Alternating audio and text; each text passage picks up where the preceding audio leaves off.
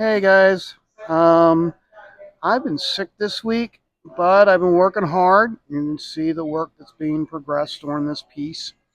Um, the hair is basically done. I just got this area here to finish up, and then otherwise it's done with the hair. I gotta add in more of the dots over here, more of the shading. Then after that, I gotta do the necklaces, and then lastly, I gotta go in. I gotta tighten up this here. Um, it looks good, but it still kind of still looks like an underpainting. So I got to get that finished up so it doesn't look like an underpainting anymore. There's spots like here, here, and I think over here it looks kind of done. But like up here, I still need to get this tightened up. Around the nose and the mouth, I gotta get that tightened up. And I don't know. I think I need to add a little bit more underneath her chin. So, but it's still progressing well. So, but I can't work on this today with you guys because, like I said, this stuff that I need to do, I need to focus.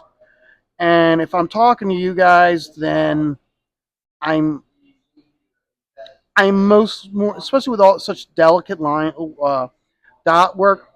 There's a much greater chance of me making a mistake. And I do not want to do that. Not when this is a commission. If this was my own piece, I'd work it out.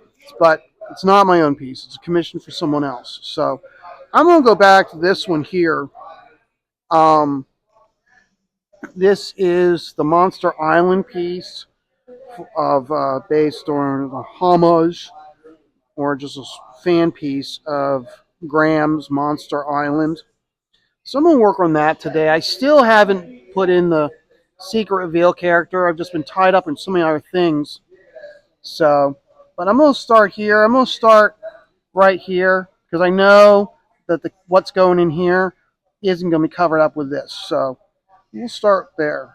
So, but yeah, like I said, I've been fighting a cold all week. Um, I sound horrible, but I'm actually on my best. So you think of it this way. Um, I'm the rebellion fighting against the Empire, and we have just blown up the Super Star Destroyer. It's just crashed into the Death Star, and now we are in the trench run.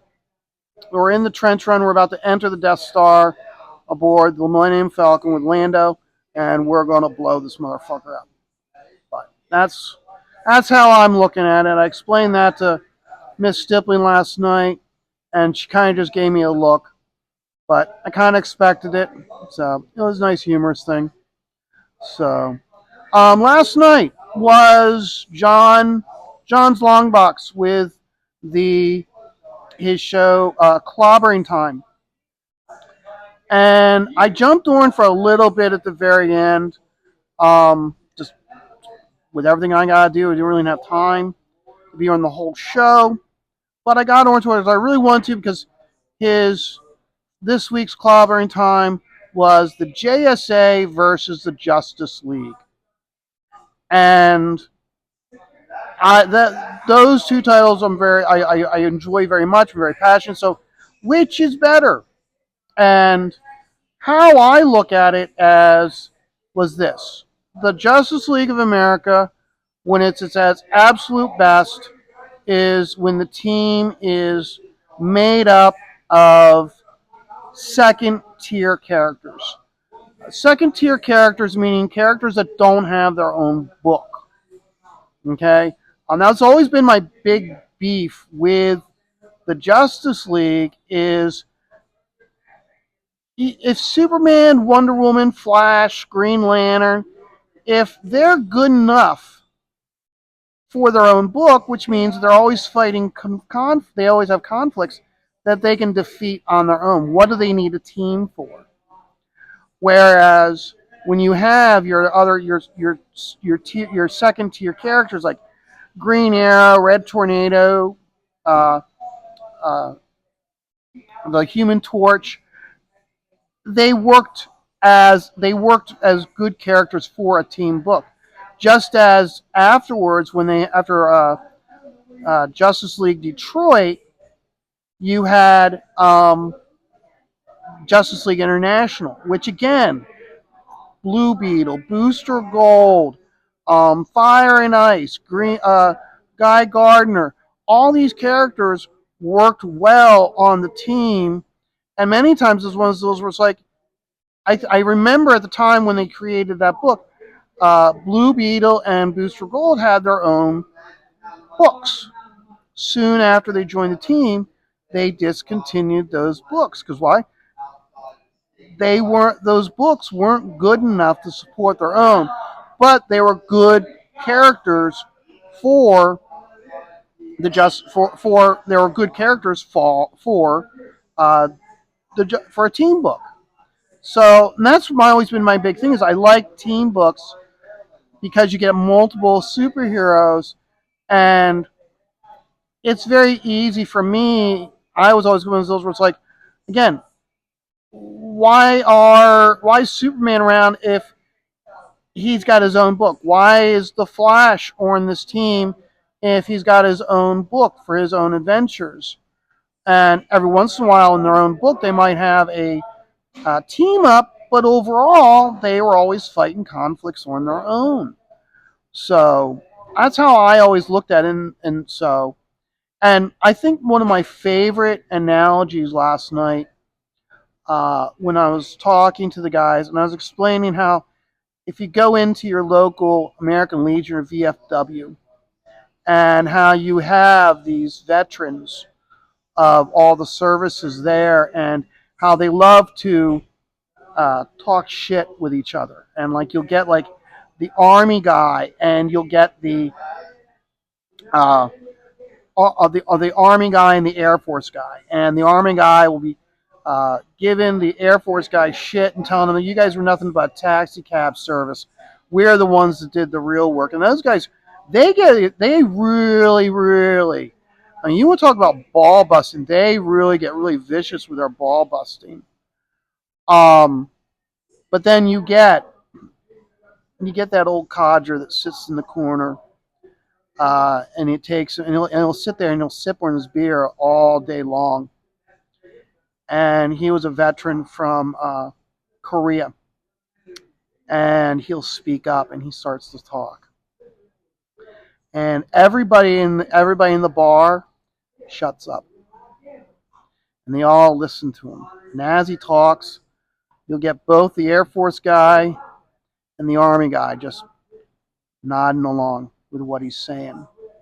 And those two guys know that regardless of the ball busting they're doing, what they've gone through and what they've done is nothing compared to what this guy's been through. This guy's seen some shit. And that's how I kind of looked like how the Justice Society was. How, like I said, when the Justice Society would team up with other teams and you'd have Superman paying the utmost respect to Wildcat and the Atom because it's one of those where it's like, I might have all these powers, but I have not faced the horrors that these guys have faced. I have not even come close to overcoming the obstacles that these guys have had to overcome. And so Superman himself shows the utmost respect to these guys because he understands that, like, I might have all these powers, but when it comes to wisdom and knowledge and life experience, I'm a fucking baby. That's the reason why I always thought that Captain America was always such a good character, and why he was always like the natural leader. Because you'd have him in a scenario where he's like leading a bunch of superheroes maybe he's never led before, and he's got like Nightwing, or not Nightwing, he's got like Night Thrasher on his team, and I mean Night Thrasher's been through it, and he's fought a lot of heavy hitters, but even Night Thrasher knows, hey, what I've been through is a walk in the park compared to the horrors and what this guy's gone through. So that's how I always looked, and that's one of the reasons why I like the Justice Society. Uh, Primarily was because not necessarily. First of all, they came to the Mystery Men era, where they didn't necessarily have super powers. Many times they were like it could be looked at as they were just had like slight gimmicks, or they had a slight advantage in one way or another of supernatural origin, but overall they were regular men overcoming it. And so first they were coming from the Mystery Men era. Two, none of those guys had their own books. They were always so the only time you ever saw them was in a team book. So you never got bored of one character. You might have a story where uh, Doctor Midnight was given the spotlight, and he was the linchpin to defeating the evil. And then in the next story, it was the Atom, or maybe it was Starman. And so you never got bored of these characters. And so that was why I really liked that. And you saw it also with like the passing down of the lineage, first with the Infinity Incorporated, then with JSA with James Robinson, and then lastly with Jeff Johns with Justice Society of America. And with all of these scenarios, they were slowly like the Atom, the original Atom, Al Pratt. He'd passed away, and now uh, his godson Nuclean, who from the Infinity Incorporated, he's now on the team, and he's wearing a modified version of his godfather's costume, and he's now calling himself the Atom Smasher, which is in honor of his godfather, and how Rex Tyler's son Rick, how he was now taking up the mantle from his father of being our man, and just like I said, how they passed down the lineage, and then when they at the very end of the last really great run of Justice Society of America, you had where they brought in like almost every single a new version, but not like bringing in a new character. It was this one character. He was the grandson of the Amazing Man, and now he's on the team, and how like this person embodies the work ethic and spirit of Mr. America and whatnot. I just liked how they did that, where it's like I liked how they showed like the respect of those characters and the belief of those characters living on through others taking up the mantle. And they had some really great stories. I think where they really lost their way was when they did the New 52 and they retired them. And then when they brought them back was on Earth 2. And let's be honest, those characters in Earth 2, those versions of Flash and Green Lantern, they were like bastardized versions of the original version. So I just, for me, Justice Society really ended uh, pre 52. So I like those characters a lot. But again, we had a really good discussion. I really enjoyed my discussion with John, Marcus. I think Bunny was the telepathic Bunny was there, and then Matt Barr was there. It was the first time I was actually streaming with Matt Barr, and I know Matt Barr has said some stuff in the past, and I know I've said negative things about Matt Barr. But what was my experience streaming with Matt Barr for the first time? Pleasant, enjoyable. I mean, there's really no need for me to badmouth Matt Barr if I had a pleasant experience with him. So I hope I have much more pleasant experiences with Matt Barr Justice, even though I don't like John Malin. I hope if future interactions, one-on-one with Malin, or in person, or online, or in in an online streaming group, I hope it goes well. So a lot of times it all depends what the topic of conversation is, and whether we generally want to have a conversation, or whether it's about uh, getting your attention. So I try not to. I try to let like my opinion or in comics and in the subject of comics stand for what I mean and who I am. I know it may not come across that many times, but that's what I try. And try again. If you fail, you try again. So now we are headed into the end of 2024. And what a pain in the ass year this has been. I am hoping for a better 2025. One of the things I am going to be doing in 2025 is I'm going to be posting a new comic book every single day, and it's going to be one of my signed books. Okay? So there's 365 days a year, and there is 26 letters in the alphabet. So breakdown of that is basically 14 days per letter. My rule of thumb for posting stuff is going to be, we're going to have 6 days for DC, 6 days for Marvel, and then 2 days for small press. Small press being Image, Valiant, Dark Horse. Now, again, rule of thumb. I know that there's going to be certain letters that, let's take the letter I, okay? Or no, let's take the letter F, okay?